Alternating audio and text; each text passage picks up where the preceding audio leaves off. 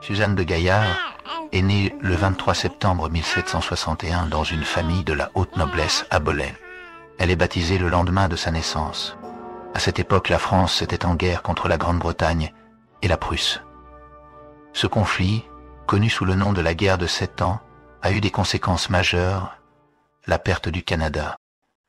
Mais cet affrontement cachait un antagonisme entre l'Église catholique et le protestantisme. C'est le début de l'anticléricalisme où Voltaire en tête mène un combat contre l'Église catholique avec comme programme « écraser l'infâme ».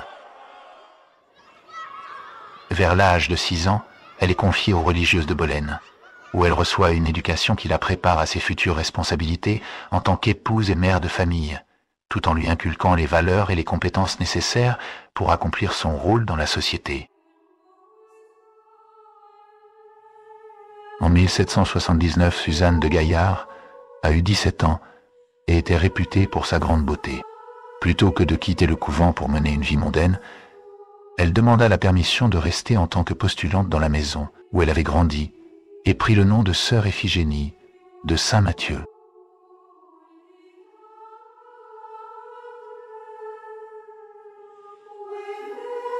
Malgré sa jeunesse, sœur Iphigénie accomplit ce jour-là un acte mûrement réfléchi.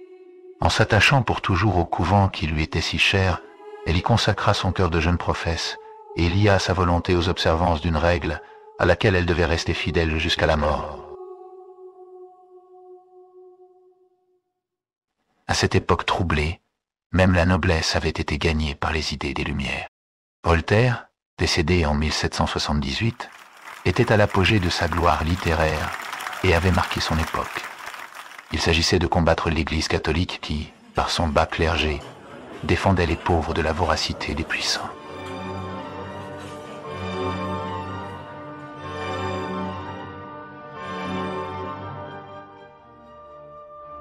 En octobre 1792, lorsque le couvent fut supprimé et les religieuses dispersées, sœur Iphigénie refusa de se séparer de ses compagnes.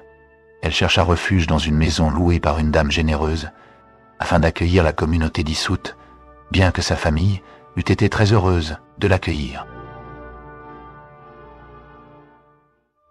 Sœur Iphigénie vécut dans cette retraite, dépourvue de tout, mais continua, avec ses sœurs, à pratiquer les exercices de la communauté, ainsi que les pénitences et les oraisons prescrites par la règle. Le mardi de Pâques 1794, sœur Iphigénie fut arrêtée, et le 2 mai suivant, elle fut conduite à Orange, dans la prison de la Cure, où elle reprit sa vie religieuse, à peine interrompue par son voyage.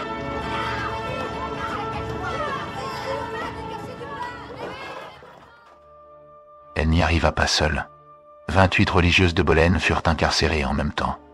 Son père, inscrit sur la liste des suspects, était emprisonné à la Baronne depuis le 7 avril, et sa mère devait rejoindre sa fille à la prison de la Cure le 29 juin.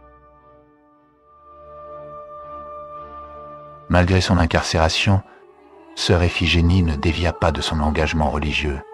En prison, elle continua de vivre selon les règles de la communauté sacramentine, maintenant ses pratiques de prière et de pénitence, avec une détermination inébranlable.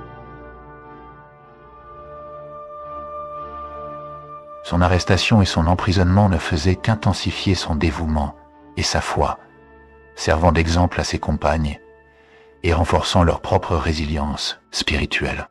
La prison de la Cure devint pour sœur Iphigénie un autre lieu de dévotion et de sacrifice, où elle poursuivit avec courage et constance les exercices religieux qui structuraient sa vie.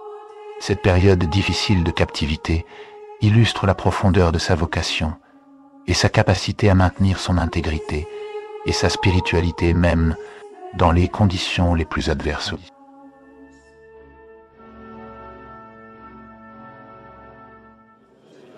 Finalement, sœur Iphigénie comparut le 7 juillet, dans la matinée, devant ses juges. On espérait qu'en la séparant de ses compagnes et en la faisant comparaître seule, il serait plus facile de la faire céder en raison de sa jeunesse.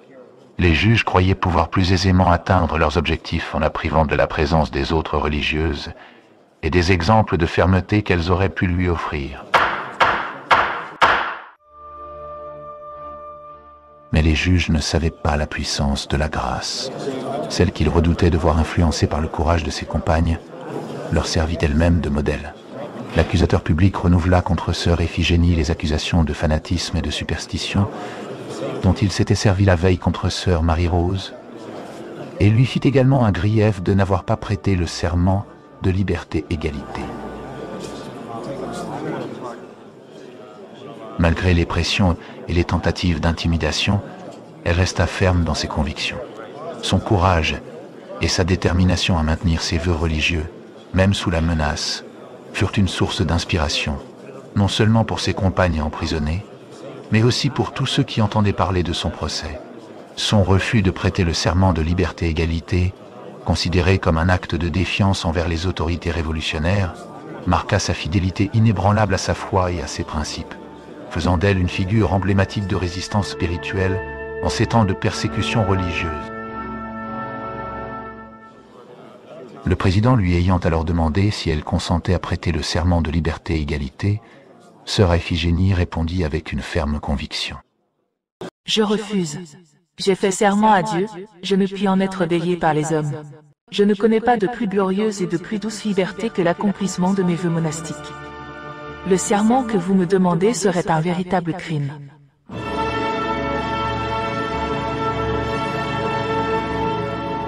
Cette déclaration claire et sans équivoque démontrait non seulement sa fidélité à ses vœux religieux, mais aussi sa profonde compréhension de la liberté spirituelle.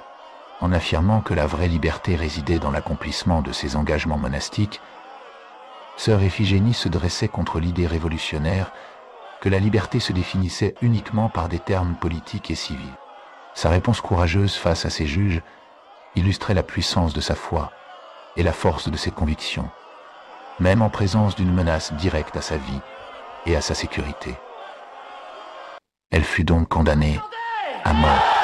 Cette sentence était le prix de sa fidélité et de son refus catégorique de renier ses vœux religieux pour se plier aux exigences des autorités révolutionnaires.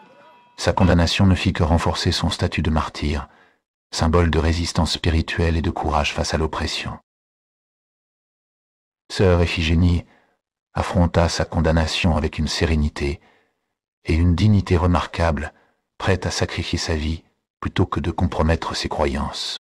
Sa mort, bien que tragique, devint un témoignage puissant de la force de la foi et de la détermination inébranlable de ceux qui choisissent de vivre selon leurs principes les plus profonds, même au prix ultime de la vie.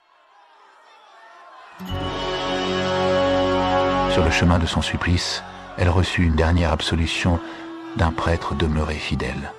Vers 6 heures du soir, sœur Iphigénie monta sur l'échafaud. Elle avait 32 ans et avait consacré 14 années de sa vie à Dieu. Sœur Iphigénie laissait derrière elle un exemple éclatant de fidélité spirituelle.